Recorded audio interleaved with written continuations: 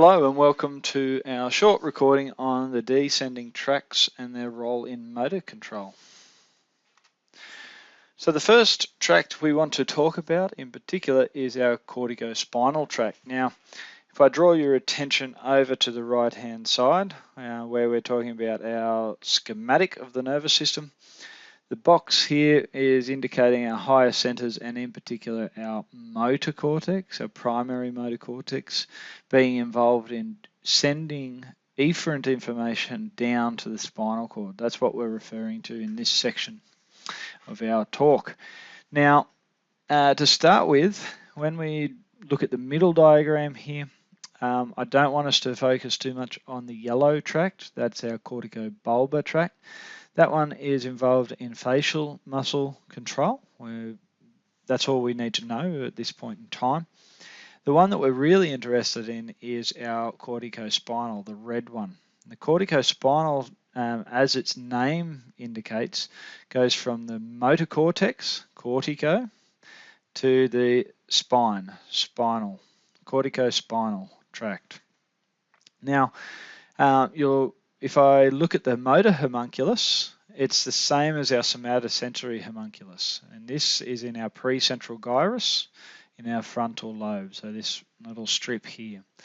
And again, this map indicates that if we want to control our hand, for instance, the upper motor neurons arise from this area of that motor cortex. If we want to control our feet musculature, the upper motor neurons arise from or originate from this portion of the motor cortex.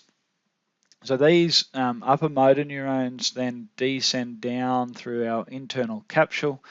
They come down through our cerebral peduncle and our pontine bundle, and then as they're doing all of this, they have these collaterals that go off and influence the behavior of things like the red nucleus and also the reticulospinal or the reticular formation, which then influences the reticulospinal tract, which we'll talk about in the next slide. But once we get down past the pyramids of the medulla and we get towards the caudal medulla, we have a splitting with about 80-85% of the fibers in that corticospinal tract then forming our lateral corticospinal tract. Now that lateral corticospinal tract is in the lateral portions of the white matter of the spinal cord and travel the full length of the spinal cord. But they often have these little drop-off points, I like to call them, where they're going out, and these specific fibers, say for the hand, for instance, then drop off at the cervical level of the spinal cord and start to innervate the alpha motor neurons, our lower motor neurons, at that level of the spinal cord that then go out and cause muscle contraction. Remembering that we have that somatotopic arrangement of our alpha motor neurons in the anterior horn of our spinal cord, especially at the cervical and the lumbar sacral sections of the spinal cord. And so this lateral corticospinal tract that we're seeing here then is in close proximity to those distal muscles. So it makes sense then that pathway, that lateral corticospinal tract, is actually important in the control, the voluntary control of those distal musculature, the alpha motor neurons that control the distal musculature.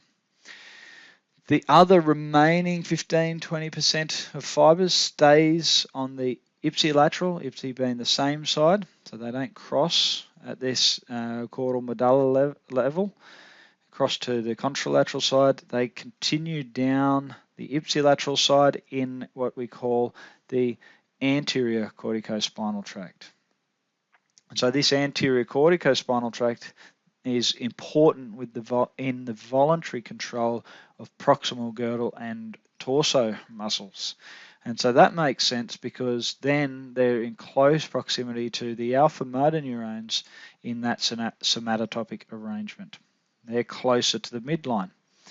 And also, we often need to control both sides of the body at the same time with those more core-like movements, such as postural control, sit-ups, those sorts of things. And so we get this bifurcation at the level of the spinal cord, where we get innervation of both the contralateral and ipsilateral sides at the same time. And so that is our descending voluntary control of actions for either our distal muscles or our proximal muscles. Distal being the lateral corticospinal tract, and proximal being our anterior corticospinal tract. Now, that's all voluntary control driven from our primary motor cortex, but we also have some important descending tracts that are involved in automatic motor functions, such as posture control and head righting reflexes, those sorts of things. And they're at what we call our brainstem motor pathways. And so what I've got here in our schematic is a box around the brainstem, remembering that it could go around all of these structures, the midbrain, pons, and medulla. And in particular, we're talking about this red arrow here, being the descending pathways through the spinal cord of these brainstem pathways. The reason why we have a red here is because we have that influence from the higher centers, from the primary motor cortex in particular. As that corticospinal tract comes down through here, in particular, it can affect the behavior of the medullary, pontine and medullary reticular formation, which is houses the upper motor neurons of the reticulospinal tract, as you can see at the top here. That reticulospinal tract basically receives widespread inputs, but basically it's involved in our anti-gravity reflexes in the spinal cord, and helps with maintaining upright stance and sitting upright, things like that. It also is involved in automatic responses such as breathing, so that tonically active breathing function of our intercostals, those sorts of things. And it's also part of our emotional motor center. So where if you see somebody that's a bit down and out, and their gait looks a bit like they're sad, and you can tell that they're sad via their gait, or tired, or happy, the reticulospinal tract actually has that effect on the motor system, allowing for that motor expression to occur. Our vestibulospinal tracts, we're not going to break them apart into lateral and medial. Let's just clump them together for simplicity's sake. Vestibulospinal tract comes from our vestibular nuclei, remembering from your anatomy and physiology days that the vestibular apparatus is found in the middle ear and is involved in sensing both angular and linear motion of the head in particular. And so those semicircular canals and the utricle and saccule are those special receptors or sensory endings that then contribute to the vestibular part of the vestibular cochlear nerve. They come in, they then synapse into this vestibular nuclei. We need a way of getting quick information about the behavior, the movement behavior of the head down onto neck muscles, onto postural muscles. And so that's what this pathway is all about. It's about maintaining head orientation in space and having a control over neck and body and limb muscles. So these pathways, the vestibulospinal tracts, descend down.